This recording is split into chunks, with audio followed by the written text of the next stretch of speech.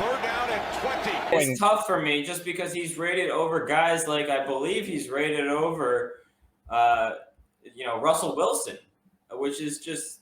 Well, yeah, like not? if I needed to trade for a quarterback, I'd rather trade for other players.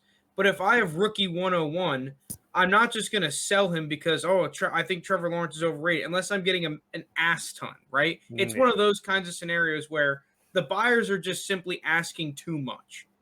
I don't think he's necessarily terribly overrated, though. Yeah, and he's going late first in a lot of Superflex startups. I think that's fine. Yeah. I really don't think it's that bad. It's not. Especially if you're... I probably would too. Because I know there's the strategy nowadays that's gotten very popular of, okay, you basically just throw your first year or two, trade down a bunch of times, pick all young players. Like, dude, if you trade down into the middle back end of the first round to let someone go pick up one of those top-end quarterbacks and you land Lawrence, like, at pick 7 or 8, and, like, you picked up, like, a first-round pick to move back, like, that's great, dude. Yeah. I like that a lot.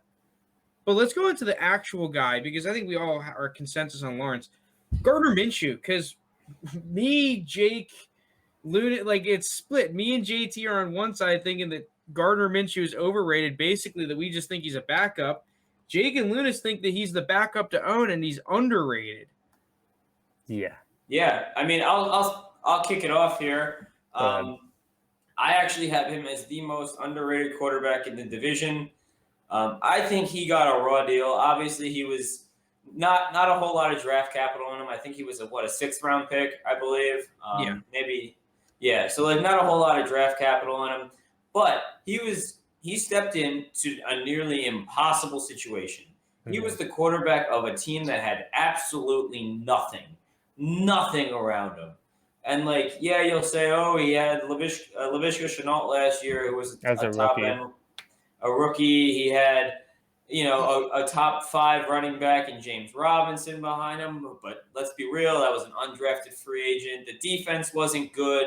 He was having to put up 1 million points, and then they become the worst team in the league, and they obviously take Trevor Lawrence. No doubt about it. I understand that. But he got a raw deal. He played pretty well with the hand he was dealt. And I think if you put him on, he's going to walk eventually. He's not going to be there forever. If he goes to a place similar to, something like a Mariota situation, similar to, I'm not going to say Tannehill, but I think he'll have a chance to be He'll have another chance to start somewhere. I agree. He's going to have a chance to start, whether that's just as a bridge quarterback or just, product of opportunity because he is the backup and the quarterback in front of him does get an injury. I think he's a guy that is going to stick around the league for a while because he's a guy that's proven, at least to me, that he's worthy of an NFL backup spot at least. Yeah. That's all he is, though. He's just a backup. He's just a but how many of these? Well, think about it. He's ranked at 42. Think about what? You're taking 10 backups over him? He escapes the pocket far too often for his subpar athletic ability at the quarterback position nowadays. What am I getting out of him? If I'm an NFL team getting a baller? No, if I'm an NFL team, why would I ever want him as a starting quarterback? He's just a backup. He's a worse 42. Teddy Bridgewater, a much worse Teddy Bridgewater. He's ranked 42. I don't care. He's deserves to be 42. Dude, if there's a team that'll give me a 3rd-round pick for him, he's gone. We're moving on.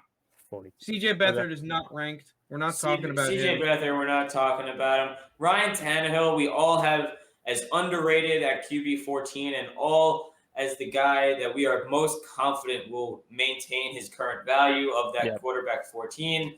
I don't think there's much to talk about. We talked about him when we did our full startup draft where he fell to quarterback 18 in that. We all like Ryan Tannehill. They added Julio Jones. They still have Derrick Henry behind him. They still have A.J. Brown. This offense is going to be pretty good, and Tannehill is going to be the guy at the helm of this. So we all think he's going to have a pretty decent year and maintain his current value. Logan Woodside, unranked. I don't even know who he's that the man, dude. Logan Woodside. Of course you put underrated. Dude, Logan Woodside's good. He just needs his chance. Yeah, okay. So does Gardner Minshew. Dude, he was nasty at Toledo. I don't want to hear it. No, he's just a bad guy. Anyways, Carson Wentz, we are all on the same page that he is underrated at quarterback 22. JT has him as the most underrated quarterback in the division. I mean, my 22 perspective is pretty low. 22 is so low, man. You're telling me that this guy that was a near MVP candidate switched teams to have a better offensive line, a better running back, and better weapons than he had in Philly, and he's went down. Like, it doesn't make sense. There's two problems, though. There's two problems with Carson Wentz. One is that if you have Carson Wentz, you know he's not quarterback 22. You know he's not that low, so you're not going to sell him there. The second problem is that as a buyer, he's never going to be what he was because he has that huge blemish in that last year in Philly. He's going to be a Kirk Cousins now. He's going to be that guy. Kirk Cousins is fine. If you give me exactly, like a QB12 that's season, the problem, though. QB10 season. Kirk Cousins puts up QB12, QB10 seasons, but because it's Kirk Cousins and he has these bad games in primetime and whatnot, it's the blemish that no one will ever pay the actual quarterback price for. I actually think I like Wentz more than Cousins because of his athletic ability also. I don't think he even needs to return to his MVP form. Like, if you go to his 2019 year, he had a really good fantasy season that year. He really just had that one terrible year, and it was a terrible year. Oh, it was one of the worst quarterback years I've seen in a while. Yeah, and even in that horrendous performance, because of like his rushing, he would usually end up with a couple of touchdowns. I think he was like a QB 15 on per game average still. So, and obviously there were some injuries to some of the top QBs, so maybe that goes to 17, 18. But that's in his like all-time worst year. I don't envision that happening. I think he's going to have a lot more time this year. Better weapons, solidified running game, and a coach that fits him way better. I just think the situation last year in Philly was toxic. He didn't like the Jalen Hurts pick. Doug Peterson, no offensive coordinator. O-line deteriorated. The big thing about moving from Philly to Indy is the offensive line. This is a guy that we saw when he was under pressure, just consistently made very, very poor decisions. And now you put him in front of arguably the best offensive line in football, and give him more time, give him the ability to be more the comfortable. field. 100%. He'll be more comfortable. Listen, if you listen to the pod, I was one of the biggest Carson Wentz haters. I think this is the best place he could have landed in the entire league, probably. So, quarterback 22 is ridiculous, but like Frank said, you're not getting him there. Someone brought up, JT just goes in the chat, Frank, because you're right about the owners, about the sellers and buyers. It's the Joe Mixon paradox with Carson Wentz. Yeah, it is. The thing is, though, in startup drafts, if you like drafting a lot of QBs, you can get them as a very fair price to be a QB3. That's you what can go what we do, QBs round 1 and 2 in Superflex leagues, and then back around round 5, 6, maybe even later, pick them up as a QB3. Even get like 7. So yeah, you could literally solidify your QB room for the next 5 years minimum, and still draft 3 good receivers or a good running back and 2 good receivers. So I think he's a great startup pick. Yeah, Deshaun Watson though. Actually, wait. No, hold on. There's one thing more about the Colts that I found very interesting, and this is their backup situation. Right now, Jacob Eason is ranked QB 49, and Sam Ehlinger is not ranked. We all have Jacob Eason as overrated. I personally have him as the most overrated quarterback in the division, while we all have Sam Ehlinger as underrated, and me and Frank actually have him as the backup to own.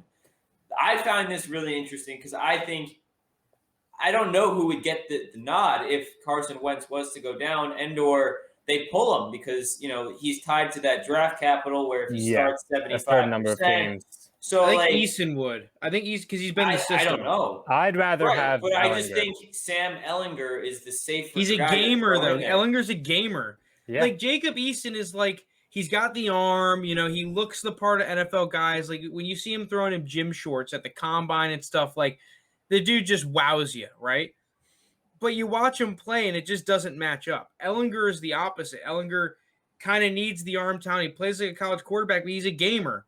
I will bet my money on the gamer, right? It's coming at it from a Steelers fan perspective, the difference between Mason Rudolph and Duck Hodges. Duck Hodges, you didn't have the talent, and Ellinger's got way more talent than Duck Hodges, but they're gamers. That's like, they're never going to be the guy, but if they come in, they're going to be the ones that can actually like go in there and win football games. That's the difference for me. That's all. I think that's all we really need to say about this backup situation in Indy. Moving on to Houston. The Watson scenario.